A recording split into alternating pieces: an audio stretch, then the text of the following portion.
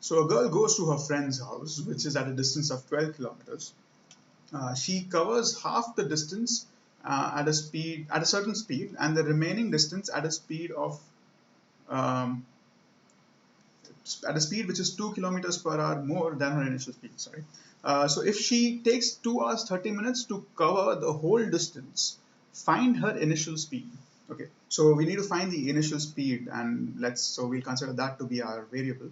I can say let the initial speed. Sorry, let the initial speed. We consider that to be our variable x kilometers per hour. Right? Now she's covering a total distance of 12 kilometers, and half of it is being covered at this speed x. So half of 6 is 6. Sorry, half of 12 is 6. So that means she's covering a distance of 6 kilometers at the speed of x kilometers per hour. So what we'll do is we'll find the value. We'll find time. Now remember, time is equal to distance upon speed. So I can say, therefore, time taken to cover cover the first 6 kilometers will be 6 upon x hours, right? Because I'm covering a distance of 6 kilometers at the speed of x kilometers per hour. Now, the remaining distance is covered at a speed 2 kilometers per hour more than her initial speed. Okay, so her initial speed is x, and the new speed is 2 kilometers per hour more. So the new speed will be x. Let's use x plus 2 kilometers per hour, right? And she's covering her remaining distance at this particular speed. Okay, so from the total of 12 kilometers, she's already covered 6 kilometers at x, and so from that, the remaining 6 kilometers now. Therefore, time taken to cover the remaining 6 kilometers is 6 upon x plus 2, right? Time is equal to distance upon speed. 6 upon x plus 2 hours. Okay, so we found the time taken to cover the first 6 kilometers and the time taken to cover the next 6 kilometers, or rather the time. And if you read the question, they've told us she takes a total of 2 hours 30 minutes to cover the whole distance, right? So the total time taken by the girl. So therefore, the total time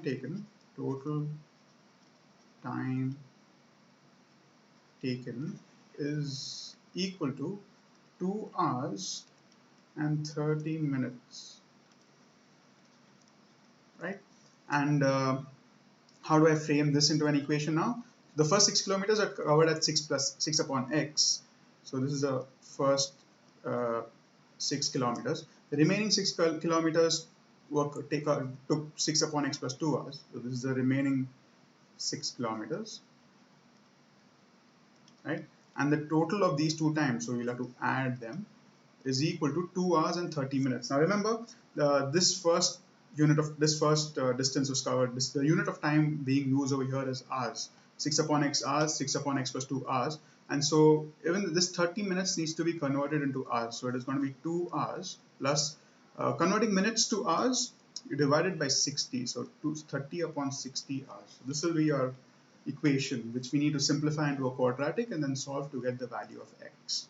Alright, so let's do just that. Now, whenever you're dealing with fractions, remember the way to solve them is by taking the LCM. So let's do that first. Just cross multiply those two and then multiply the denominators. So what we get is 6 into x plus 2 plus 6 into x when you cross multiply, divided by x into x plus 2. That is what you get in the denominator. This is equal to 2. Now over here, if you see, yeah, so 30 upon 60 is basically 1 upon 2. So this is 2 plus 1 upon 2, and if I am to take the LCM of that, right, if I take the LCM of these two values, it will become 4 plus 1 upon 2, right, 2%. Right, so just simplifying this further, multiply, open up this bracket here, that gives me 6x plus 12 plus 6x. the entire thing divided by x square plus 2x is equal to 5 upon 2, right? We want a quadratic equation, so we want to make sure we don't have anything in the denominator. So let's just cross multiply the denominators again. The left hand side denominator goes to the numerator on the right, and the right hand side denominator comes to the numerator on the left, right? So 6x plus 6x is 12x, so we have 12x plus 12 here, that multiplied by 2. So 12x into 2 is 24x, and plus 12 into 2 is 24. 5x squared plus 2x into 5, so 5 into x squared will give me 5x squared, and 5 into 2 will give me plus 10x. Okay, so as you can see, we are already getting our quadratic equation here. We have the equation with one single variable and the highest power of the variable being 2. But let's just arrange this in the standard form first. So we have x squared term first. We have 5x squared, 5x squared. What about the x term? We have 24x over here, taken to the other side will give me 10 minus 24, which is minus 14x, right? And plus 24 taken to the other side will make it minus 24. And this is equal to 0. So this here will be my quadratic equation, which I will solve by splitting the middle term. 5x squared minus 14x minus 24. I will split 14, right, the middle term. Before that though, let's see what's the product that we require of the two factors. So coefficient of x squared, 5 into the constant term minus 24. 5 into minus 24 is negative 120. Now I need two numbers which when multiplied will give me negative 120, and when I add them, right, I should get negative 14. Okay, so what are those two numbers going to be? Negative 20 into 6, right? So negative 20 into 6 will give me negative 120 if I multiply them, and negative 20 plus 6 will give me negative 14. So that is how I will be splitting the middle term. Right, so therefore 5x squared minus 20x plus 6x minus 24 is equal to 0. So that is how I have split minus 14. Alright, now we can factorize the terms. So between the first two terms, if you notice, we have a 5x which is common, and in the bracket I'll be left with x minus 4. Between the third and the fourth, if you notice, there is a plus 6 which is common, and in the bracket you'll be left with an x minus 4. All of this business here is equal to 0. Right, now we have an x minus 4 and x minus 4 here, both of them are same terms. We can take the x minus 4 common, and we'll be left with 5x plus 6, right? And all of this here again is equal to 0. Now we can finally come around to using our zero product rule. So since the two numbers multiplied gives me 0, either the first bracket, which is x minus 4, is equal to 0, or the second bracket, which is 5x plus 6, is equal to 0. Let's solve these equations now. If I solve the first one, x minus 4 is equal to 0, I get the value of x as 4.